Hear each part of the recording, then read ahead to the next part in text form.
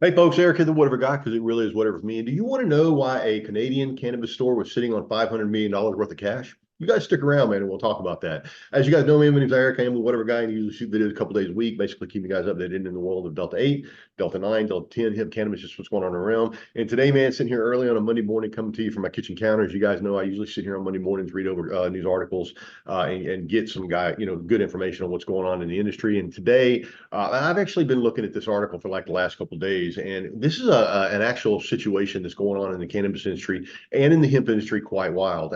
It wasn't that long ago that I was doing some work for or helping a guy named Austin Rowe over in Centerville, Georgia. He owns a store over there called Rose CBD THC dispensary, and he does quite a bit of business out of there. And so he's a really good friend of mine. And so not too long ago, he was having some issues with Square. And for those of you that are in the hemp and cannabis space, you understand that we have issues with processing. And the deal with processing is a lot of times is these aren't federally legal products. And so these banks and stuff like that have a tendency to withhold your money, grab your money, hold it for 21 days and stuff like that. As it stands right now, when we were over at Boro Hemp, we had a $5,000 amount of money that was, subjective, and they grabbed a hold of that money and held on to it. We don't have the same banking requirements or the same banking safeguards that other businesses out there have.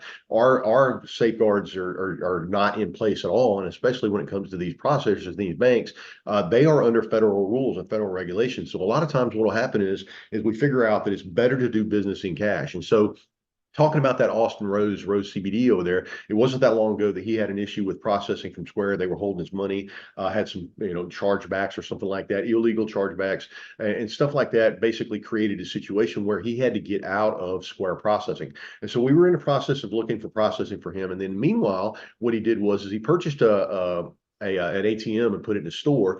And then in my thinking, being a marketer, not someone that's been around, physical store locations that much, I was under the impression that, thinking that he was going to lose some sales simply because he put that ATM in there and did not have a credit card processor. But that wasn't the case. And initially what happened was he put the ATM in there, people were coming in using the ATM, and he didn't see any drop off in sales whatsoever. So it just goes to show you that in the future, for hemp and cannabis industries, as it stands right now with the banking situation the way it is, we tend to do business in the cash space. And so we're going to flip over here to an article over here. I believe this is over at MJ Biz Daily. Yeah, it's over at MJ Biz Daily, and it says basically, why was an Ontario cannabis store sitting on $500 million in cash, a stockpile? And so we're going to read this and take a look at it and see what it says. It says Ontario's government-owned marijuana wholesaler was sitting on more than $500 million Canadian dollars in cash earlier this year. But officials have declined to spell out why the Ontario cannabis store held on to that much money rather than remit some of it back to the provincial government earlier. According to recently disclosed Ontario Cannabis Store financial statements, the wholesaler had a $536 million in cash as of March 31st, the end of the fiscal year. These are Canadian dollars. I think that reverts over to about $394 million in American dollars. The cash stockpile has fallen since then after the OCS recently began paying a dividend to the Ontario government. But the monopoly wholesaler, the most profitable cannabis operator in Canada, is still holding hundreds of millions in dollars in cash. Both the Ontario Ministry of Finance and the OCS have declined to get into specifics about the cash holdings. Michael Armstrong, an associate professor, business professor at Brock University in St. Catharines, Ontario, who studies Canada's regulated cannabis market, said the lack of answers raises transparency questions.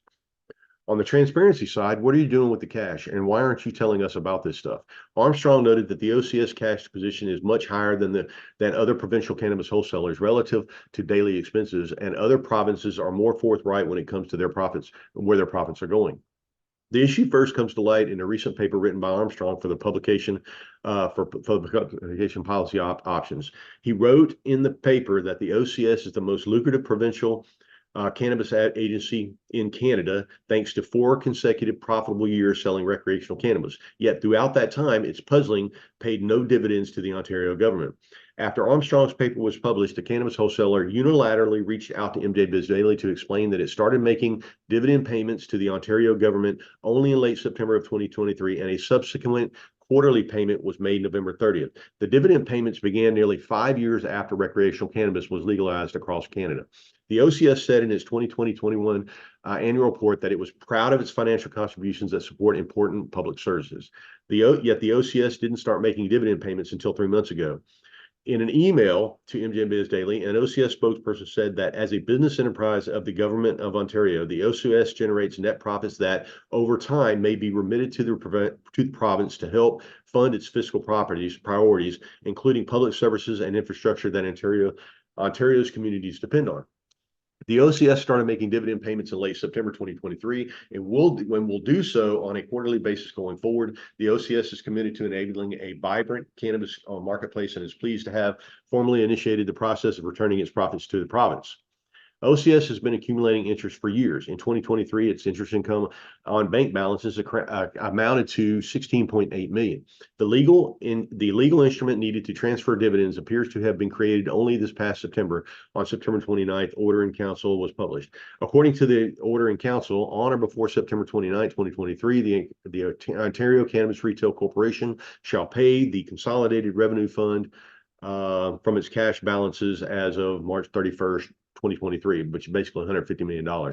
It also said that the Ontario Cannabis Retail Corporation, which is legal name of OCS, shall pay into the CRF its net profits by quarterly payments each fiscal year equal to the OCRC's annual budgeted net income less finance income reported in the OCR audited financial statements for that year and shall be adjusted based on the actual net income realized. Guys, this is actually, I'm not sure, I'm not going to read the rest of this. This is basically legal speak of them trying to figure out, like, why hasn't this company paid this money? But I will tell you this, that if they are sitting on $500 million of cash that they are reporting, I can promise you that there's probably that much more sitting on the backside that they have not reported, because again, it's easy to take cash and not report it. And that's basically what you have forced these cannabis companies and these companies, especially in America, to do. Now, I'm not sure exactly how the banking situation goes up in Canada, but this story just brings to light exactly what is going on in America with the banking situation.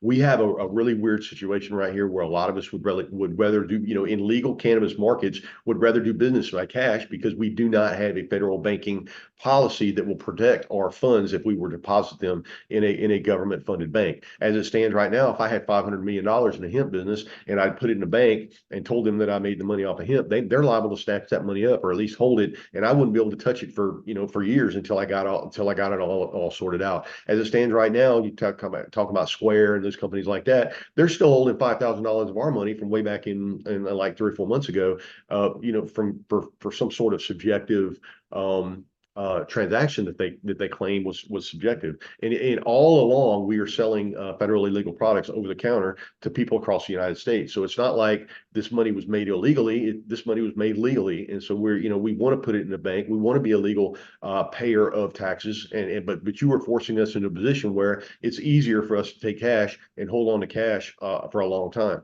And like I said, I would imagine that this cannabis company, even though they're claiming on paper that they're sitting on $500 million in cash, I would imagine that amounts probably a lot more, because again, they're not reporting all the cash that they're gaining from the marijuana businesses. So they're not even getting an accurate number with this article right here. And in all the auditing and stuff that they're doing, cash can be hid really easy. And it was nice of them to come forward and say, hey, we've got this $500 million in cash, but they could have just as easily not wrote it on the paperwork and you wouldn't have any clue about it at all. All right, folks, Whatever Guy signing off, and I'll talk to you guys later, man. Love it. See you.